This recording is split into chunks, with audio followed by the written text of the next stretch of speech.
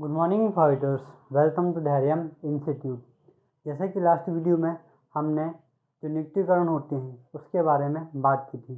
इस वीडियो में नियुक्तिकरण को आगे बढ़ाते हुए हम आज भर्ती और चयन के बारे में बात करेंगे। तो भर्ती क्या होती है?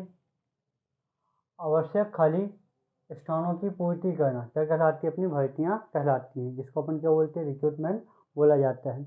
और जो भर्तियाँ होते हैं वो क्या होती है कि जैसे कोई विभाग है अपना, इन विभागों में काम करने के लिए जो अपने खाली पद होते हैं उन पदों की रिक्तियाँ निकालना ही कहलाती है, अपनी क्या भर्तियाँ कहलाती हैं। भर्तियाँ कितने प्रकार से, मतलब भर्तियों को अपन कितने प्रकार से कंप्लीट कर सकते हैं? तो इसके कितने स्रोत होते हैं? 2 होते हैं। एक होता अपना क्या आंतरिक और एक क्या होता अपना बाह्य। आंतरिक में अपन कैसे कंप्लीट करते हैं? तो आंतरिक में सबसे पहले क्या आता है अपना प्रोन्नति। मतलब अगर मान लो किसी जैसे कोई व्यक्ति है और उसके ऊपर कोई पद खाली है, तो वहाँ का मैनेजमेंट क्या कर सकता है? उस व्यक्ति को प्रोन्नति करके, मतलब उसका प्रमोशन करके आगे वाले पद की क्या कर सकते हैं? उसकी पूर्ति कर सकते हैं। तो अपने भर्ती का आंतरिक माध्यम पहला क्या होता है? अपना प्रोन्नति। सेकेंड माध्यम क्या है? असमायोजित का स्थानांतरण। मतलब ऐसे वर्कर जो अपने शीर्ष प्रबंधक हो गए, अपने बड़े अधिकारी हो गए, उनके साथ तालमेल मिलाने में कैसे होते हैं? असमर्थ होते हैं। उन व्यक्तियों का भी क्या कर दिया जाता है? ट्रांसफ़र कर दिया जाता है और उनको दूसरी कंपनी में भेज दिया जाता है। तो ये भी एक माध्यम होता है आंतरिक भर्ती का। वहीं एक और क्या होता है अपना अतिरिक्तों का स्थानांतरण। मतलब क्या हो गया? इन दोनों में फ़र्क क्या होगा? इसमें जो व्यक्ति होंगे वो अपने जो शीर्ष अधिकारी हैं उनसे तालमेल बनाने में कैसे असमर्थ है, तो उनका यहाँ पर स्थानांतरण किया जाता है। जबकि इसमें क्या होता है कि जैसे जहाँ पर अपन को 50 व्यक्ति की आवश्यकता है, वहाँ पर वर्तमान में अपने यहाँ पर 70 वर्कर है, तो इन वर्करों को कहीं और ट्रांसफ़र कर देना वो इसके अंतर्गत आता है। आगे देखते हैं जो अपनी भर्तियाँ होती हैं उसके बाह्य स्रोत में क्या क्या शामिल होता है। जैसे पहला क्या होता है? विज्ञापन। मतलब विज्ञापन के माध्यम से अपन भर्तियाँ करा सकते हैं। अपन रिक्रूटमेंट जारी करवाते हैं एडवर्टाइजमेंट के माध्यम से कि इतने व्यक्ति की आवश्यकता ये अपनी कंपनी में है, इस प्रकार से। फिर दूसरा क्या? रोजगार कार्यालय। जैसे कि एमपी एग्जाम में बहुत ज़्यादा इंपॉर्टेंट रहा अपना क्या? रोजगार पंजीयन, और जिसको पंजीयन करने में बहुत ज़्यादा प्रॉब्लम जा रही थी, तो रोजगार कार्यालय भी एक मायने से क्या करता है? अपन की भर्तियाँ कराने में अपनी हेल्प करता है। फिर आगे देखते हैं अगला क्या है? परामर्शदाता। मतलब हर एक कंपनी के पास अपने एक परामर्शदाता होता है जो कि उनको करना क्या, वो तो गाइड करवाता है, साथ ही उनको ये भी गाइड करवाता है कि आपकी कंपनी में काम करने के लिए कौन कौन से व्यक्ति योग्य होंगे और किन व्यक्ति का आप चुनाव कर सकते हैं। इसके बाद आगे देखते हैं अगला क्या होता है? शिक्षा संस्थान। जैसे कि हमको पता है कि बड़े बड़े कॉलेज हो गया, यूनिवर्सिटी हो गया, यहाँ पर क्या रोजगार मेले लगते हैं। रोजगार मेले का क्या होता है? पर्पस क्या होता है कि अपनी कंपनी के लिए योग्य व्यक्ति का क्या करना? चुनाव करना, वहाँ पर भर्तियाँ करना। वो किसके अंतर्गत आता है? अपना शिक्षा संस्थान के अंतर्गत आता है। आगे देखते हैं अगला क्या है? फिर प्रत्यक्ष भर्ती। मतलब डायरेक्ट भर्ती अपन उनकी कर सकते हैं। जैसे किसी पोस्ट खाली है, कोई व्यक्ति आवेदन अप्लाई कर रहा है, तो उसको अपन क्या कर लें? वहाँ पर एडमिशन एडमिट कर ले। इस पर अगला क्या होता है? अन्य भर्ती। अन्य भर्ती का माध्यम क्या हो सकता है? जैसे एक मायने से अपन क्या बोल सकते हैं इसमें? अन्य भर्ती में किसी की सिफारिश वगैरह मान सकते हैं अपन, इसमें अन्य भर्ती के साधन मान सकते हैं। इस पर आगे देखते हैं अपन क्या जो भर्तियाँ होती हैं उसका सिद्धांत क्या क्या होना चाहिए। तो पहला सिद्धांत क्या है? आवश्यकता अनुसार भर्ती। मतलब भर्ती इतनी होनी चाहिए जितनी अपनी क्या रिक्वायरमेंट है, न उससे कम न उससे ज़्यादा होनी चाहिए। सेकेंड सिद्धांत क्या बोलता है? पृथक विभाग। मतलब क्या हो गया कि भर्ती करने के लिए एक अलग से क्या होना चाहिए? डिपार्टमेंट होना चाहिए, जो कि ये बताए अपन को कि कितनी मात्रा में और कहाँ पर किस प्रकार से भर्ती करनी चाहिए। इस पर आगे देखते हैं अगला पॉइंट क्या अपना योग्य अधिकारियों द्वारा जो भर्ती की प्रक्रिया है, जो भी कार्य है, वो किन के माध्यम से किया जाना चाहिए? जो उसके लिए कैसे है योग्य है, जो कैसे एलिजिबल अधिकारी हैं उनके द्वारा इन भर्ती की प्रक्रिया को अंजाम देना चाहिए। इस पर आगे देखते हैं अगला क्या है? अग्रिम स्वीकृति। अग्रिम स्वीकृति क्या होती है कि अपन क्या करेंगे? आवेदन करने से पहले मतलब भर्ती करने से पहले क्या करते हैं? उनसे परमिशन लेते हैं कि आप इस भर्ती आप हमारी कंपनी में काम करना चाहते हो कि नहीं करना चाहते हो। अब ये आवेदन कैसा होता है कि उस भर्ती के लिए जब अपन अप्लाई करते हैं तो वही कहलाती है कि अपनी अग्रिम स्वीकृति कहलाती है। इस पर आगे देखते हैं फिर निष्पक्षता। मतलब भर्ती ऐसा होना चाहिए कि जिसमें भाई भतीजावाद अपना ना चले।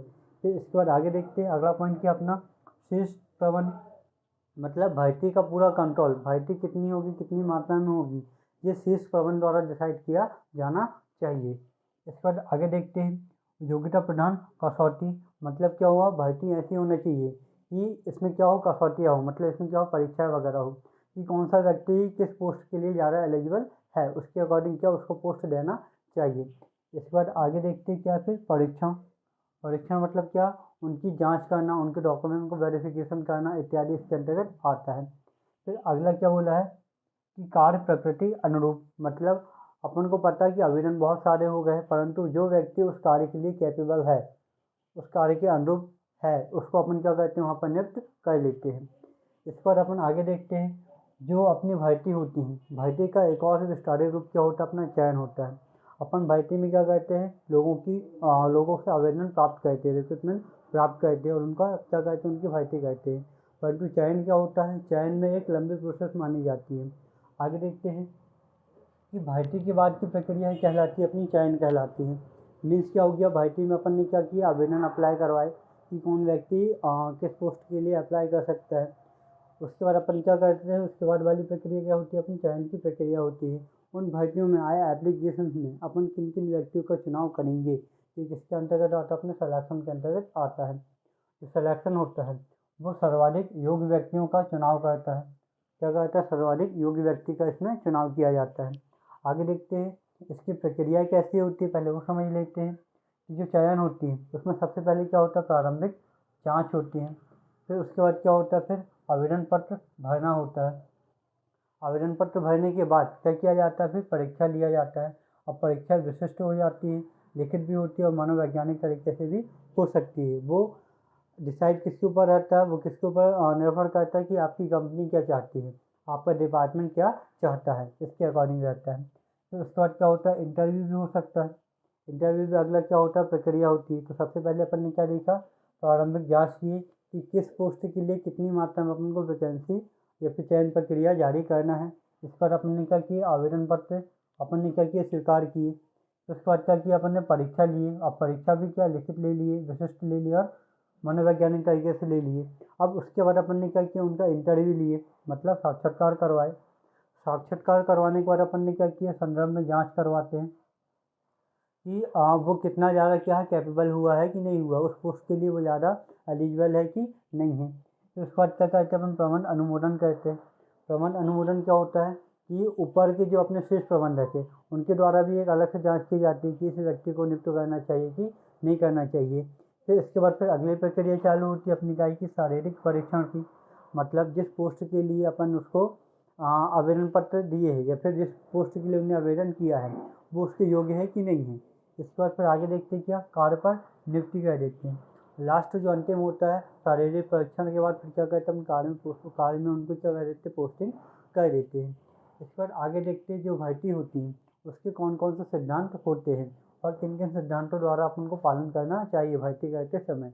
इससे पहला क्या है सक्षम व्यक्तियों द्वारा चयन। सक्षम व्यक्ति मतलब क्या हो गया कि ऐसे व्यक्ति जो चयन प्रक्रिया में क्या होते हैं माहिर होते हैं, उनके द्वारा ही क्या किया जाना चयन किया जाना चाहिए।